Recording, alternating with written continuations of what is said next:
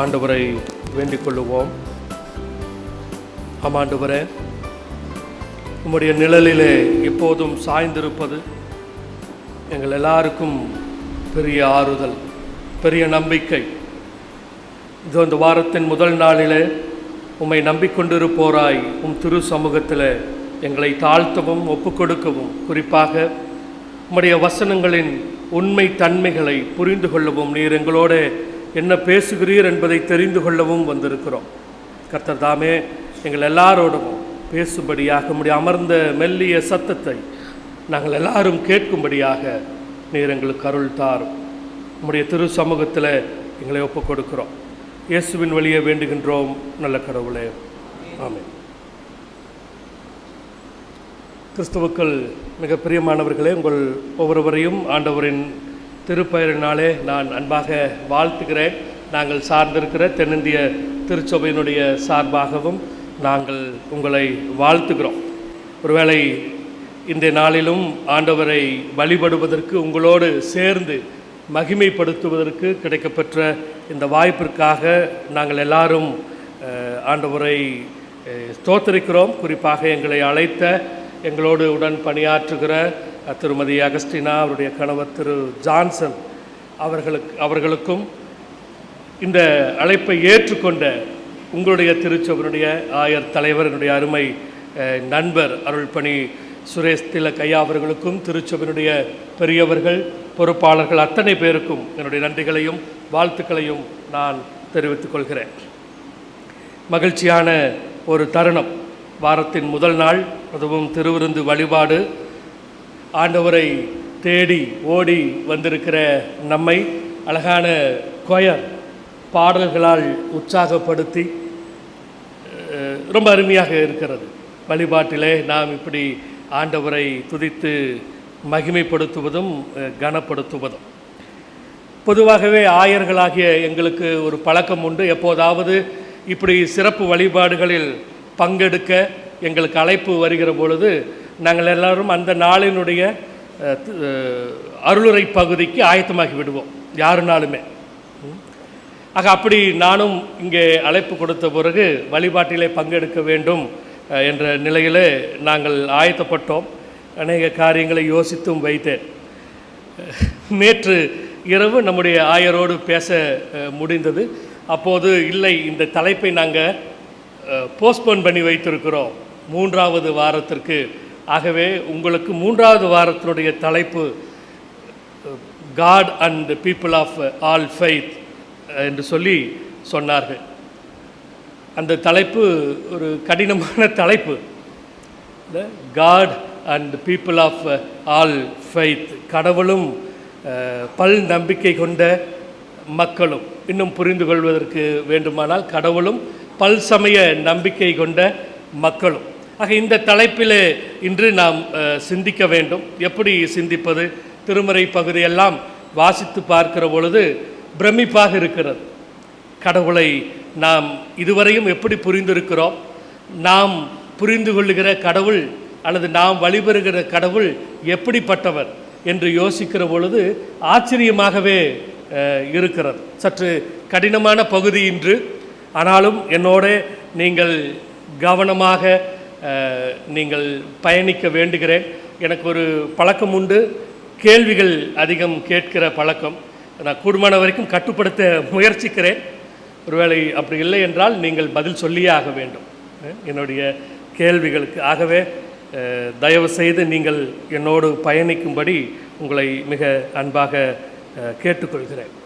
கடவுள், காட் என்று சொல்லுகிற பொழுது பல புரிதல்கள் நமக்கு இருக்கிறது. திருமறையிலே பழைய ஏற்பாடு தொடங்கி புதிய ஏற்பாட்டினுடைய கடைசி புத்தகம் வரைக்கும் நாம் ஆராதிக்கிற கடவுள், நாம் நம்புகிற கடவுள், நாம் விசுவாசிக்கிற ஆண்டவர் எப்படியெல்லாம் நம்மோடு உடன்பட்டிருக்கிறார், இடைபடுகிறார், வழி நடத்துகிறார் என்றெல்லாம் நாம் புரிந்து கொண்டிருக்கிறோம். இப்போது கடவுளும் பல் சமய நம்பிக்கை கொண்டிருக்கிற மக்களும் என்கிற ஒரு நிலை வருகிற பொழுது நாம் ஏன் இந்த பல் சமய நம்பிக்கை அல்ல பல நம்பிக்கை கொண்ட மக்களை யோசிக்க வேண்டும்? அன்பானவர்களே, நம்ம ஒரு உண்மையை தெரிந்து கொள்ள வேண்டும்.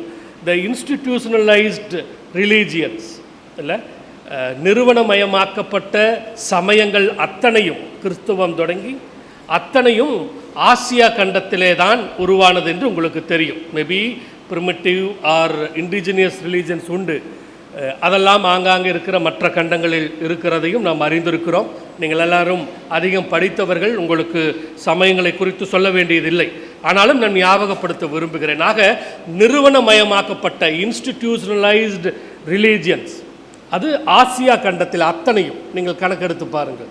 இஸ்லாமாக இருக்கட்டும், யூதாவாக ஜூடியிசமாக இருக்கட்டும், வேறு சீக்கிசமாக இருக்கட்டும், புத்திசமாக இருக்கட்டும், இந்துயிசமாக இருக்கட்டும், இப்படி எந்த சமயங்களை நிறுவனமயமாக்கப்பட்ட சமயங்கள் எடுத்தால் அத்தனையும் ஆசியா கண்டத்தில். ஆக ஏதோ ஒரு கனெக்ஷன் இந்த ஆசியா கண்டத்தில் இருப்போருக்கும் அல்லது ஆசியா கண்டத்தில் இருப்போருடைய புரிதலுக்கும் சமயங்களுக்கும் இருக்கிறது. நம்ம அப்படி புரிந்து கொள்வோம்.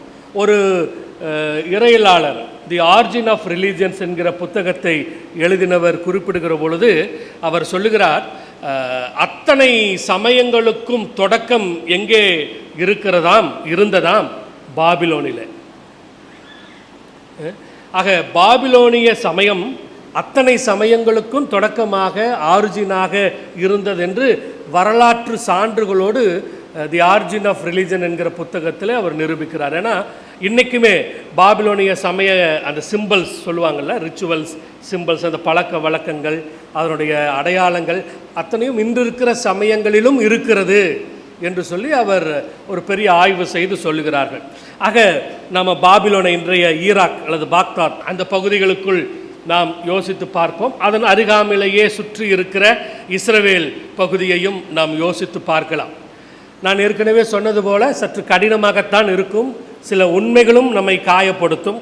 ஒருவேளை நீங்களும் நானும் அப்படித்தான் இருக்கிறோமா யோசித்து பார்த்து கொள்வோம். இது நாம் ஆராய்ந்து பார்க்க ஆண்டவருடைய வார்த்தைகள் நம்மோடு பேச நாம் அனுமதிக்க வேண்டும். ஆகவே நீங்கள் என்னோடு தொடர்ந்து பயணிக்க உங்களை மிக அன்பாக கேட்டுக்கொள்கிறேன். ஆக இந்த பின்னணியை, சமயங்களை குறித்து நாம் பார்த்து புரிந்து கொள்ளலாம். நம்மோட வாழ்கிறவர்கள் அதிகமாக இருப்போர் இந்து சமயத்தை சார்ந்த நண்பர்கள், அதே போல் இஸ்லாம் சமயத்தை சார்ந்த நண்பர்களை நாம் அதிகமாக பார்க்கிறோம். அங்கொன்றும் இங்கொன்றுமாக சிலரை நாம் சந்திக்கிறோம். நான் இந்த ஐரோப்பா கண்டங்களில் பார்க்கிற பொழுது நமக்கு நிறைய கேள்வி எழும்பும். இன்றைய திருச்சபைகள் அழகான ஆலயம் இல்லை, ரொம்ப பியூட்டிஃபுல் சர்ச், நல்ல பயங்கரமான மிகப்பெரிய பிரம்மாண்டமான ஆலயங்களாக இருக்கும். ஆல்டரெல்லாம் பார்த்தா அவ்வளோ அழகாக இருக்கும். ஆனால் அப்படிப்பட்ட ஆல்டரில், அப்படிப்பட்ட ஆலயத்தில் இன்று வேறு நம்பிக்கை கொண்டோருடைய வழிபாடுகள் எல்லாம் நடக்க தொடங்குகிறது இல்லை. நமக்கு மிஷினரிகளாக வந்த பகுதிகளில் இருக்கிற இன்றைய ஆலயங்கள் விற்கப்படுகின்றன. உங்களுக்கு தெரியும் தானே, விற்கப்படுகின்றன. நீங்கள் கூகுளில் சர்ச் செய்து பாருங்கள். பல நிலைகளில் விற்கப்படுகின்றன. மசூதிகளாக மாற்றப்படுகின்றன, விடுதிகளாக மாற்றப்படுகின்றன, இந்து கோவில்களாக மாற்றப்படுகின்றன. ஏன் அப்படின்னா, இன்றைக்கி நான் ரிலீஜியஸ் பர்சன் என்று தங்களை அடையாளப்படுத்தி கொள்கிற நிலையில் நான் சமயம் சார்ந்தவன் அல்ல, நான் சமயம் சார்ந்தவர் அல்ல என்கிற மனநிலை இன்று ஐரோப்பியர்களுக்கு வந்துவிட்டது. அவர்கள்தான் நமக்கு ஆண்டவரை அறிமுகப்படுத்தினவர்கள். நன்றாக கவனியுங்கள். நான் ஆழமான ஒரு உண்மையை பகிர்ந்து கொள்வதற்காக இதை சொல்லுகிறேன். ஏன் நான் ரிலீஜியஸ் பர்சன் என்று சொல்லி தங்களை மாற்றிக்கொள்கிறார்கள்? நான் எந்த சமயத்தையும் எந்த மத நம்பிக்கையையும் கொண்டவர் அல்ல என்கிற நிலையில் இன்று திருச்சபைகளுக்கு செல்ல மறுக்கிறார்கள், செல்ல மாட்டேன் என்கிறார்கள். அதை யாரும் கம்பல் பண்ணுவதில்லை அல்லது கேள்வி கேட்பதில்லை. ஏன் அந்த நிலை என்று யோசித்து பார்த்தால் ஒரு உண்மை எனக்கு புலப்பட்டது. அது என்னென்னா, இன்னொரு 20 ஆண்டுகள் கழித்து நம்முடைய திருச்சபைகளின் நிலைமையும் அப்படித்தான் ஆக போகிறது. ஆச்சரியமாக இருக்கிறதுல, இன்னொரு 20 ஆண்டுகள் கழித்து நம்முடைய திருச்சபைகளுடைய நிலைமையும் அப்படித்தான் இருக்க போகிறது. ஏனென்றால் கடவுளை குறித்த புரிதலும் கடவுள் படைத்த மக்களோடு இருக்கிற உறவும் இன்று சரியாக இல்லை. நன்றாய் கவனியுங்கள். நீங்களும் நானும் இந்த படைப்பாளராம் கடவுளை பிறந்த நாள் தொடங்கி வழிபட்டு கொண்டிருக்கிற நாம் நம்மோடே சேர்ந்து வாழ்ந்து கொண்டிருக்கிற பிற நம்பிக்கை கொண்டிருக்கிற மக்களை ஏற்றுக்கொள்வதிலே இருக்கிற தயக்கம், அவர்களை பார்த்து நமக்கு ஏற்படுகிற ஒரு கோபம். நிறைய தேவையில்லாத வார்த்தைகளை எல்லாமே நாம் பகிர்ந்து கொள்ளுவோம். இப்படி இந்த உறவு நிலை மானிட சமூகத்தோடு கிறிஸ்தவர்களாக நமக்கு சரிவர இல்லாததினாலே, நம்முடைய உறவு சரிவர அமையாததினாலே ஒரு காலகட்டத்தில் கடவுளின் மீதே வெறுப்பு ஏற்பட்டு அல்லது பற்று குறைந்து நாம் அப்படியே ஒதுங்கிவிடத் தொடங்குகிறோம். இதுதான் ஏற்பட்டிருக்கிறது. இந்த இண்டிவிஜுவாலிட்டின்னு சொல்கிறோம், தனி மனித சுதந்திரம், அது அதிகமாக முக்கியத்துவம் கொடுக்கப்பட நான் என்ன நினைக்கிறேனோ அதை நான் செய்து கொள்ளலாம். எனக்கு அன்பானவர்களே, மிக அழகாக இந்த ஆலயம் நிரம்ப அமர்ந்திருக்கிற திருச்சபையினரே, 20 ஆண்டுகளில் நம்முடைய ஆலயம் நிரம்பி இருக்குமா? இதே போல என்னோடு ஒருவர் பகிர்ந்து கொண்டார். சில ஆண்டுகளுக்கு முன்பதாக நான் பணியாற்றி கொண்டிருந்த ஒரு ஆலயத்திலே கலர் வாஷ் பண்ணுவதற்காக அநேக செலவு செய்ய வேண்டியது இருந்தது. பெரிய ஆலயம், லட்சங்களில். அவர் என்னோடு சொல்லுகிறார், 2 பிள்ளைகளை பெற்ற ஒரு தகப்பனார் அவர்.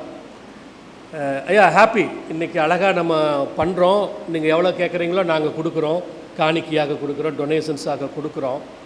உங்களுக்கு ஒன்று சொல்லுகிறேன், இன்னும் ஒரு 15 ஆண்டுகள் அல்லது 20 ஆண்டுகள் கழித்து இந்த ஆலயத்திற்கு கலர் வாஷ் பண்ணுவதற்கு உங்களிடத்தில் பணம் இருக்காது.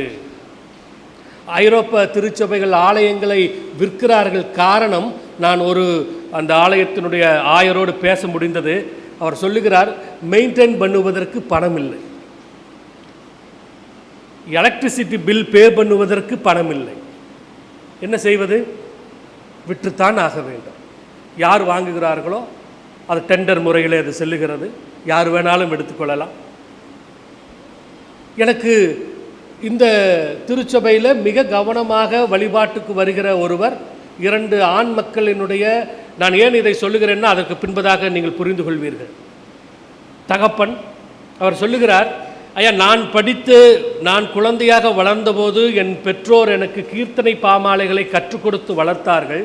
வழிபாட்டு முறைமை, நான் கீர்த்தனையோ பாமாலையோ வழிபாட்டு முறையோ எடுக்கவில்லை என்றாலும் ஆலயத்தில் என்னால் சேர்ந்து பாட முடிகிறது. ஆனால் என்னுடைய பிள்ளைகளுக்கு என்னால் கற்றுத்தர முடியவில்லை. அவர்கள் ஆலயத்திற்கு அமர்ந்தால் ஒரு ஏலியன் போல, ஒரு அந்நியனை போல அமர்ந்து கொண்டு செல்ல வேண்டும். எந்த வகையிலும் சொல்லுகிறான் என்னுடைய மகன், எல்லாம் MBBS படிக்கிற பிள்ளைகள் இருவரும். என்னால் அட்டாச் ஆக முடியல சர்வீஸில், ஒர்ஷிப்பில். எதுக்கு நான் வரணும்?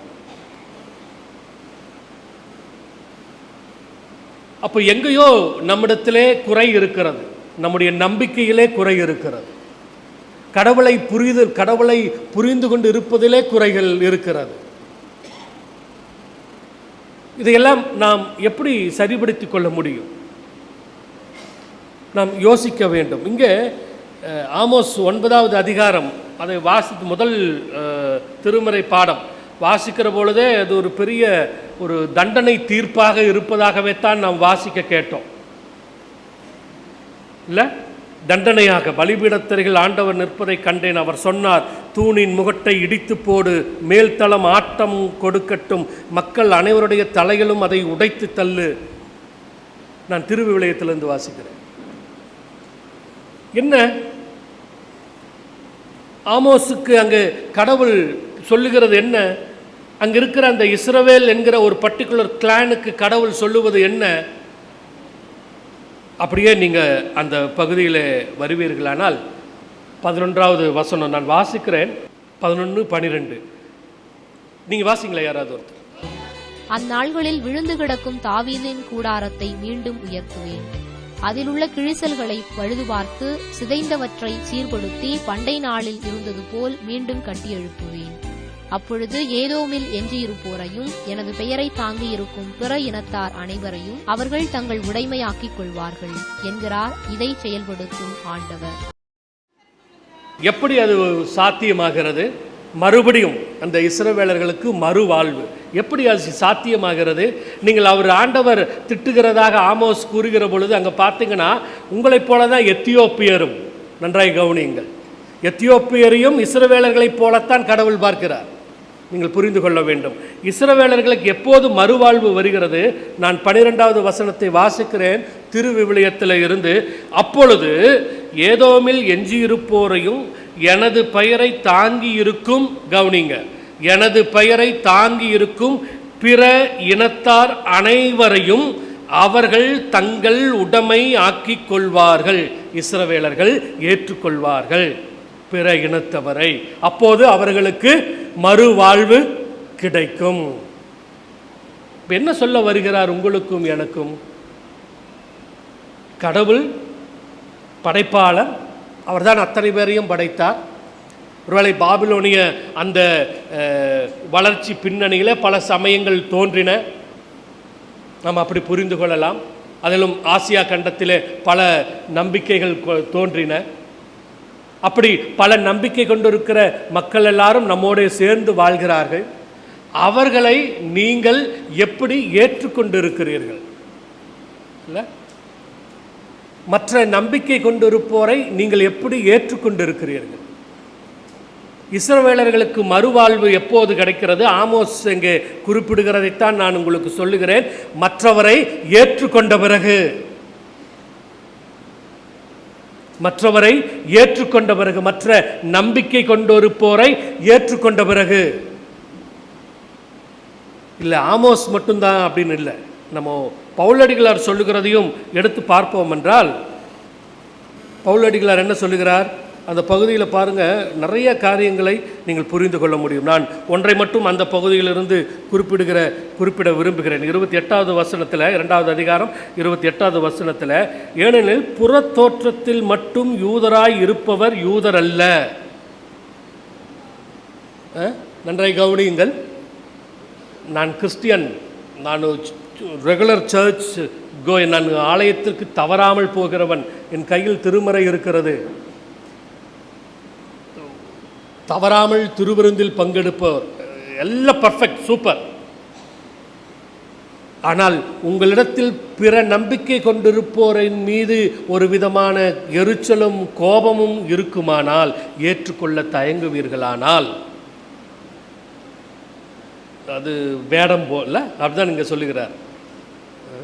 ஒருவேளை அந்த பல நம்பிக்கை கொண்டவர், வேற நம்பிக்கை கொண்டு இருக்கிற ஒருவர், ஒரு இந்து சகோதரரோ ஒரு இஸ்லாமிய சகோதரியோ ஆண்டவருடைய சிந்தனைக்கு ஒத்தபடி வாழ்ந்திருந்தால், அவரும் இருதயத்தில் விருத்த சேதனம் செய்தோர். பவுலடிகளார் சொல்லுகிறதைத்தான் சொல்லுகிறேன்.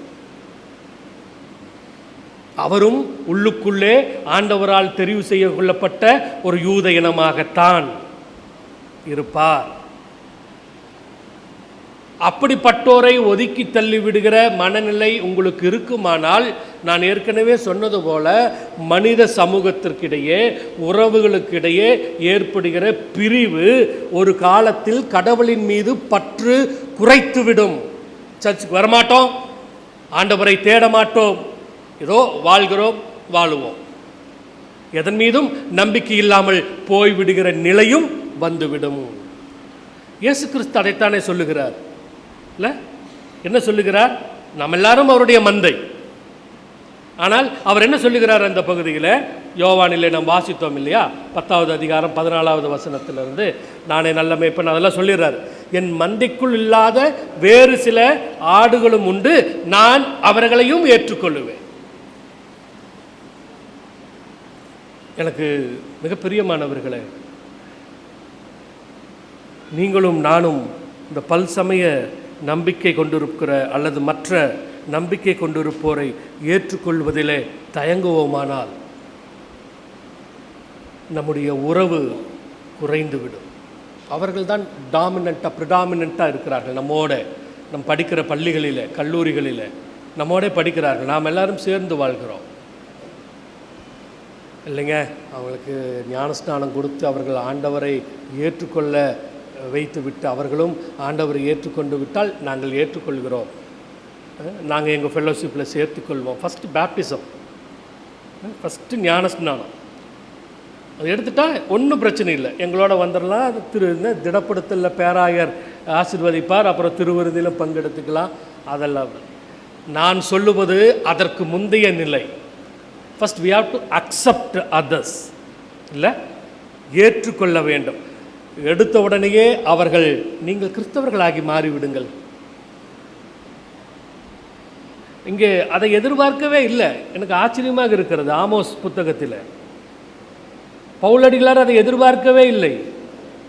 ஏன் இயேசு கிறிஸ்து கூட அதை எதிர்பார்க்கவே இல்லை. உள்ளபடியே ஏற்றுக்கொள்வதற்கு அவர் ஆயத்தமாக இருக்கிறார். இருக்கிற அந்த நம்பிக்கையோடையே ஏற்றுக்கொள்வதற்கு, அந்த பழக்க வழக்கங்களோடையே ஏற்றுக்கொள்வதற்கு ஆண்டவர் ஆயத்தமாக இருக்கிறார். உங்களுக்கும் எனக்கும் ஏன் முடியவில்லை? நம்முடைய உறவு, the relationship between us, நம்மோடு நமக்கும் மற்ற நம்பிக்கை கொண்டிருப்போருக்கும் அதை நாம் சரிபடுத்தி கொள்ள வேண்டும். நான் மறுபடியும் இந்த உறவு என்று சொல்லிக்கொள்வதற்கு காரணம், என்று நீங்கள் உண்மையாகவே பிறரை நேசிக்க, பிற சமய நம்பிக்கை கொண்டிருப்போரை நேசிக்க தயங்குகிறீர்களோ அப்படியே அது உங்கள் குடும்பத்திற்குள் பரவும், உங்கள் உறவுகளுக்குள் பரவும், உங்கள் பிள்ளைகளிடத்தில் பரவும், அப்படியே அது கடவுளிடத்திலும் பரவும். அந்த டிஸ்டன்ஸ் எனக்கு அன்பான திருச்சபையினரே, மிகுந்த பாரத்தோடு உங்களிடம் பகிர்ந்து கொள்கிறேன். இன்னும் 20 ஆண்டுகள் கழித்து இந்த ஆலயத்தில் இதைவிட கூட்டம், இதைவிட மக்கள் திரள் இருக்க வேண்டும் என்று நீங்கள் எதிர்பார்ப்பீர்களானால், ஜெபிப்பீர்களானால், நான் ஒரு சவாலாக இங்கே இந்த ஆலயத்தில் இருந்து சொல்லுகிறேன். உங்களோடு சேர்ந்து, உங்கள் பக்கத்தில் சேர்ந்து வாழ்வோரோடு உங்களுடைய உறவை புதுப்பித்து கொள்ளுங்கள். எல்லாரோடவும் இணைந்து இசைந்து வாழ கற்றுக்கொள்ள வேண்டும். போப் ஜான் பால் இந்தியாவுக்கு 1999 ஆண்டு வந்த பொழுது, ஜான் பால் II, இரண்டாம் போப் ஜான் பால் வந்த பொழுது, இங்கே இருக்கிற இந்து பழக்க வழக்கங்கள், இந்து சகோதரிகளோடு உறவாடின பிறகு, பேசிய பிறகு அவர் சொல்லுகிறார், சமயம் என்பது, மதம் என்பது, ரிலீஜியன் என்பது கான்ஃப்ளிக்ட்டுக்கு வழி வகுக்கக்கூடாது, பிரிவுக்கும் பேதங்களுக்கும் சண்டைகளுக்கும் வழி வகுக்கக்கூடாது. சமயம் என்பது ஒற்றுமைக்கும் ஐக்கியத்திற்கும் அமைதிக்கும் வழி நடத்த வேண்டும். அது எப்படி சாத்தியம்? அவரே குறிப்பிடுகிறார். அப்படியானால் உங்களிடத்தில் நீங்கள் தாழ்மையை கற்றுக்கொள்ளுங்கள், உங்களிடத்தில் நீங்கள் தாழ்மையை கற்றுக்கொள்ளுங்கள், வளர்த்து கொள்ளுங்கள். அப்போது நல்ல உறவு ஏற்படும், அனைவரையும் சேர்த்து கொள்ள முடியும். அது அவசியமாகிறது. நம்ம ரொம்ப நினச்சிக்கிறோம், நம்ம கும்பிடுகிற ஆண்டவர் தான், அஃப்கோர்ஸ் அவர் தான் சுப்ரீம் காட், எனக்கு அதில் எந்த மாற்று கருத்தும் கிடையாது. ஆனால் அதே சமயத்தில் மற்ற தெய்வங்களை வழிபடுகிறவர்கள் எந்த நம்பிக்கையோடு இருக்கிறார்கள் என்ற புரிதலோடு அவர்களையும் நம் ஐக்கியத்தில் ஏற்றுக்கொள்கிற பக்குவத்தை நாம் வளர்த்து கொள்ள என்னிடத்தில் தாழ்மை வேண்டும். அதை நாம் வளர்த்து கொள்ள முயற்சி செய்வோம். நான் எங்கே போனாலும் ஒரு எக்ஸசைஸ் செய்ய வைப்பேன் எல்லாரையும். அது செஞ்சுருவோம். இப்போ உட்கார்ந்துட்டே தான் ஃபிங்கர் எக்ஸசைஸ். முதல் முறையாக போகிற இடங்களில் இதை நான் தவறாமல் செய்கிறேன். எல்லோரும் திருமறையை கீழே வச்சுருங்க. ஃப்ரீயாக உங்களுடைய விரல்களை எடுத்துக்கொள்ளுங்கள். ஓகே, இந்த விரல்கள் ஒவ்வொன்றுக்கும் ஒவ்வொரு பெயர் வைத்திருக்கிறோம் இல்லை? சொல்லுங்கள். சுண்டு விரல்,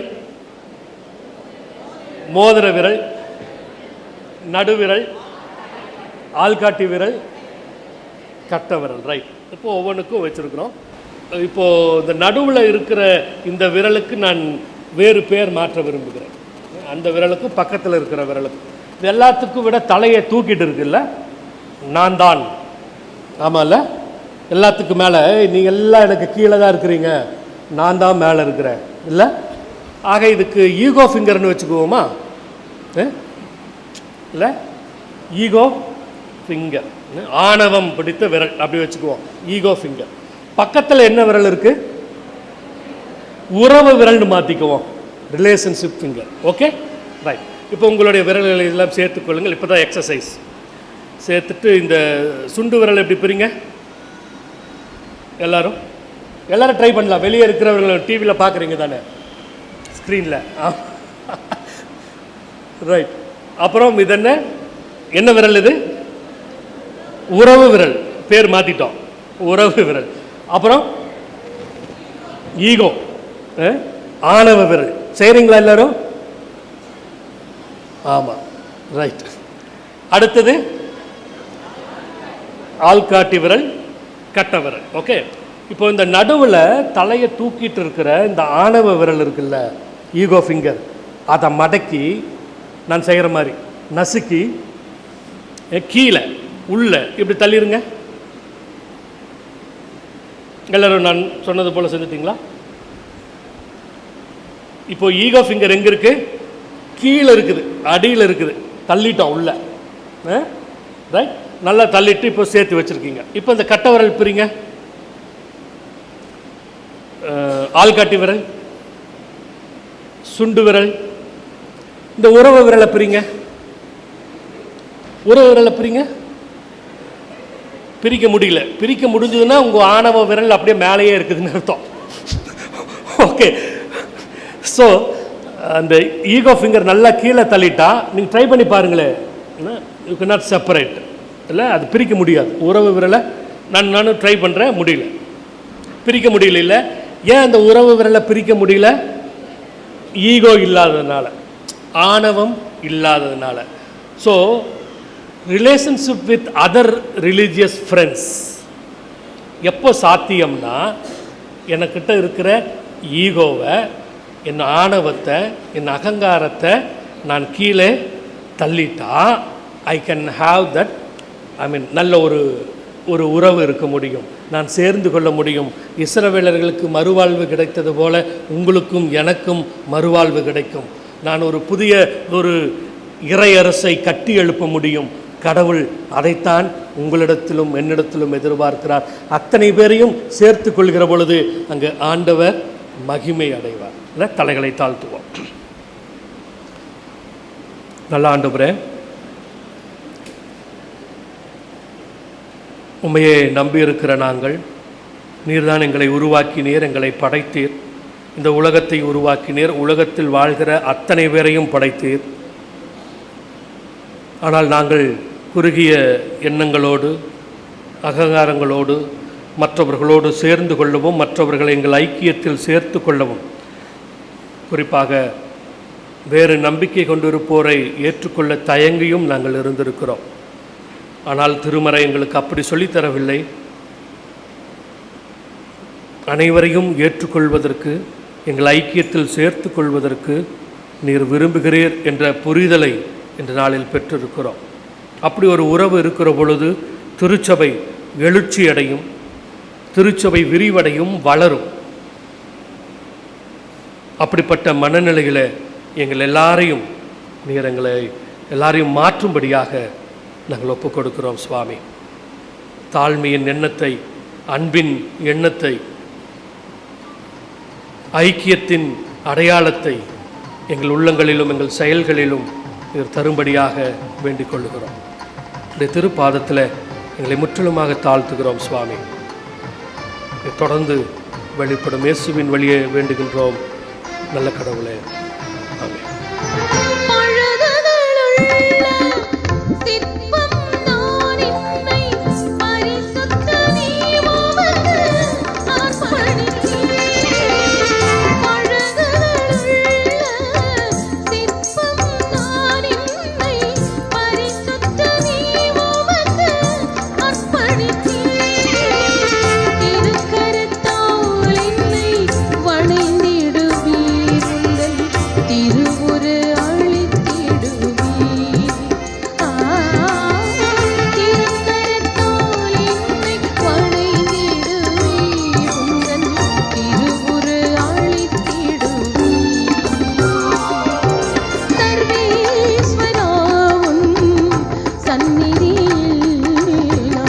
சர்வமர